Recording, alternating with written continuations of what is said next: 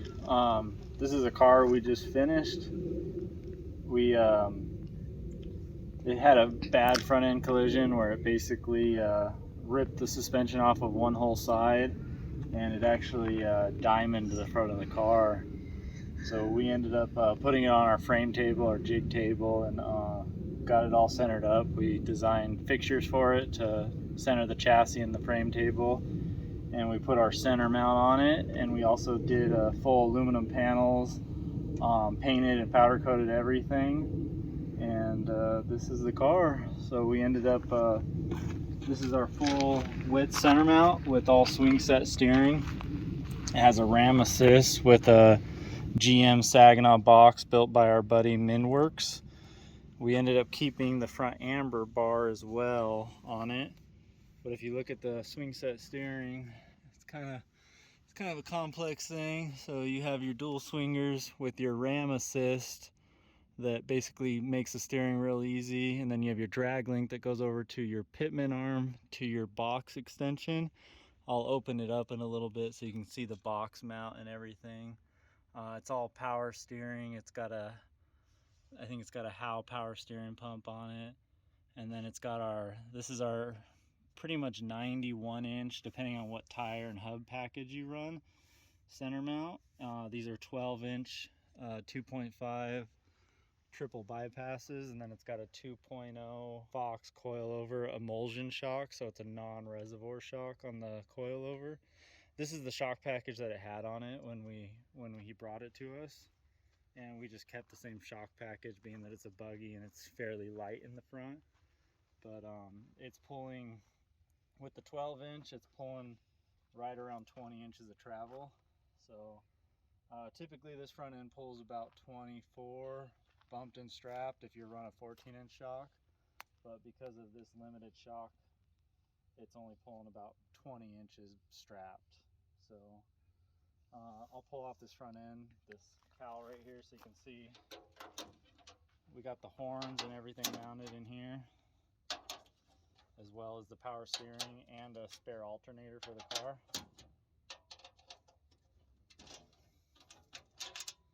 So if you check it out, the power steering's all mounted in there.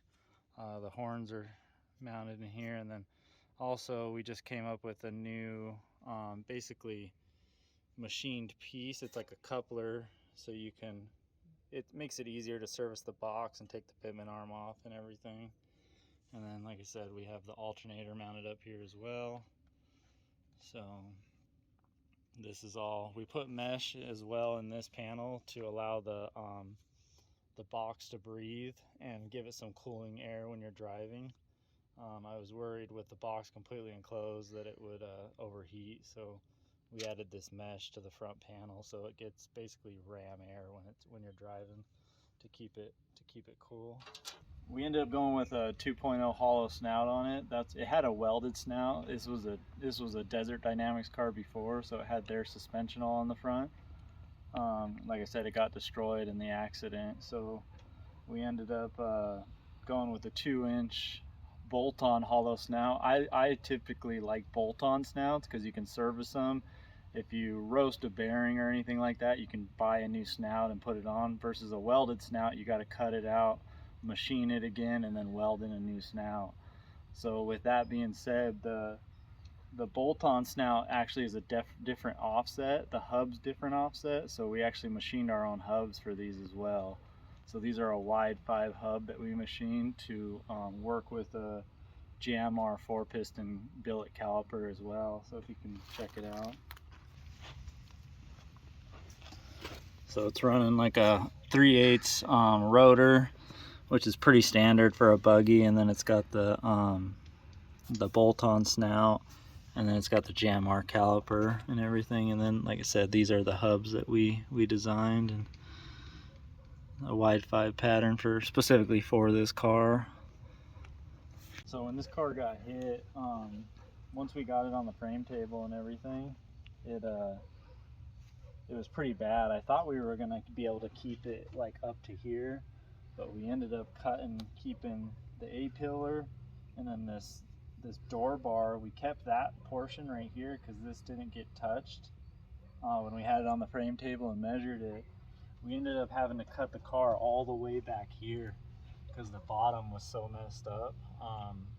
Once we started measuring everything, luckily none of this moved because it didn't have a lot of support in here.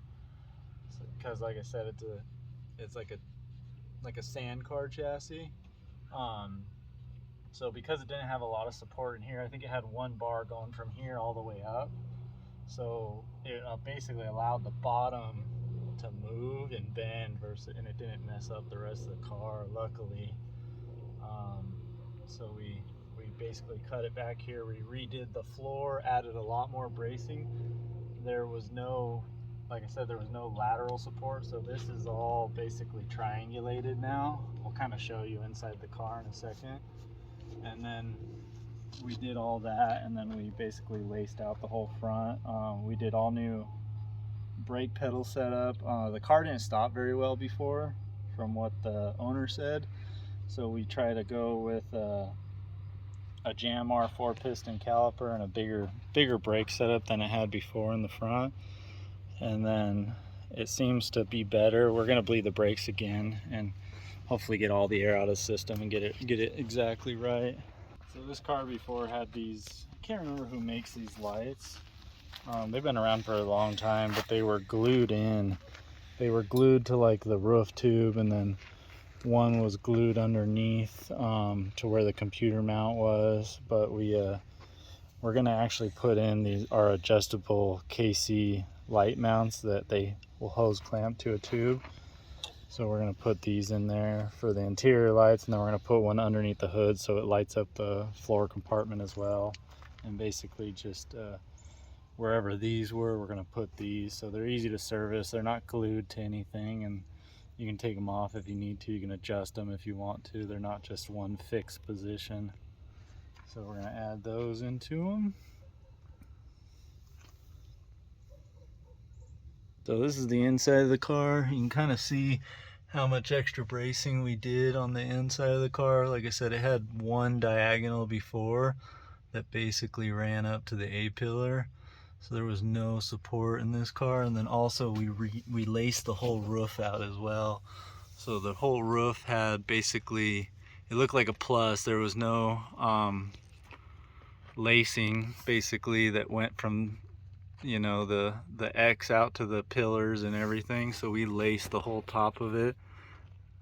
And then we also did a new pedal assembly. We did like a billet clutch pedal, and then we used a Jamar brake pedal, and then we used the foot pedal that we had. I left that panel off so you can kind of see, get that out of the way, you can kind of see the inside. This car has windshield washers. We kept the windshield washer bottle, mounted all that, and then paneled in the whole inside as well. And then we did like a whole floor, aluminum floor, and like a custom little mount to hold the gas pedal, the throttle cable.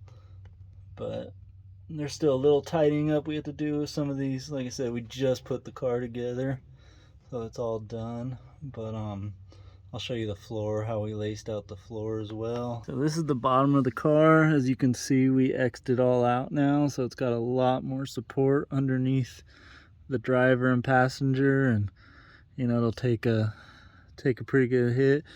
And then also we did a seat slider on this as well. Still gotta paint that little handle, but like I said, there's still a little bit of wiring we gotta tidy up, put the skid plate back on. But that's pretty much the gist of the car.